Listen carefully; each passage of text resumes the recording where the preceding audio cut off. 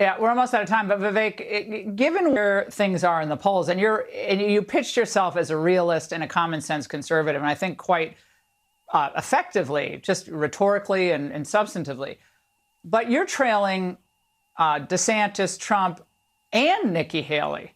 So I think her question to you right now would be, why don't you drop out? She should drop out. Why don't you drop out and endorse Trump? I mean, this is different 6 weeks ago. My view is this. I'm also a very practical person, Laura. I'm talking to you from northern Iowa, where I came from Alabama earlier. One of the things we're seeing on the ground in Iowa, and this is practical reality, is many of my supporters are not traditional caucus goers. They're people who may come wearing Ron Paul shirts, many people on college campuses and otherwise. These people are not polled. If you come to the events, we've had 3 events today. These are crowd sizes that exceed what the mainstream media would tell you we're experiencing. I've been to the caucuses. Yes. I can't even count how many Iowa caucuses I've been to.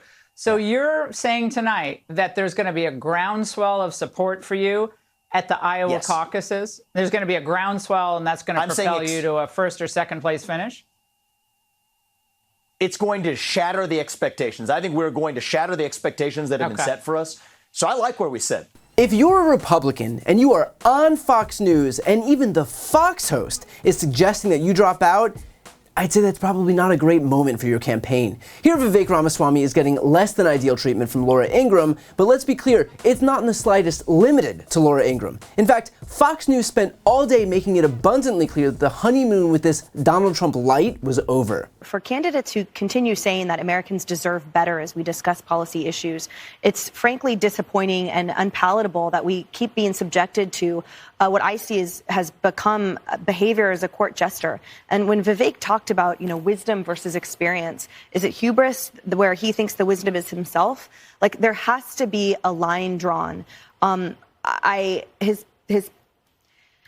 I just think that the behavior is unbecoming of anyone who thinks they should sit in the Oval Office. And given the fact of how many years we've been subjected to unruly behavior that's disheartening, disappointing, exhausting over and over again, that just underscores that. That just feeds into it. That does not give us a refreshing change of events. And the sooner that he steps out, then the sooner that we can get down to actually contrasting. Respectfully, I think the neocon label is one that people want Nikki Haley to have, but I think she's far different than that. And I think the 2 candidates up there whose policies should really be contrasted against each other, compared to a nuanced, thoughtful degree, and think about the messenger and the package and the experience, is Nikki Haley and DeSantis.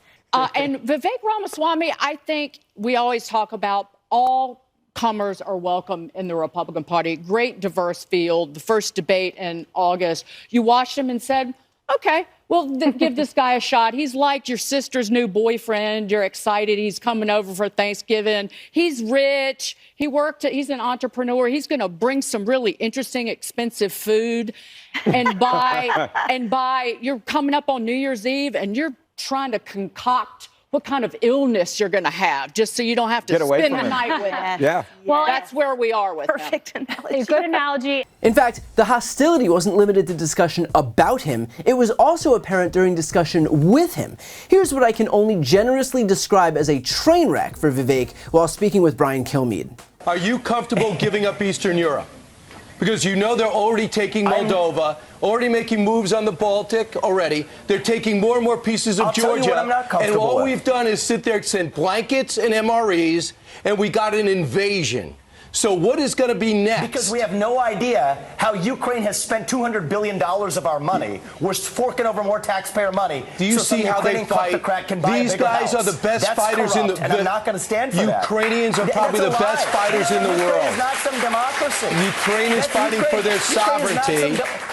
And they were invaded. The news media hasn't reported. Ukraine has actually assassinated a former presidential candidate from 2019. It just makes you sound so naive. The media doesn't like to report that. So naive. You just give up Ukraine, and then in a few years you'll be criticizing Joe Biden for giving up Ukraine. I respectfully, we can respectfully, Brian, I think that if I called Nikki Haley naive, you guys would be having a conniption. Let's be honest about that. But you want to call me naive? I actually understand what the heck I'm talking about here. Really? Nixon did this in '72. We can actually split up the Russia-China alliance and advance American interests. I think and protect World War II homeland. Is your better example. I think it is offensive. World War II is your better example. One is a diplomatic approach and one is an active war. Germany.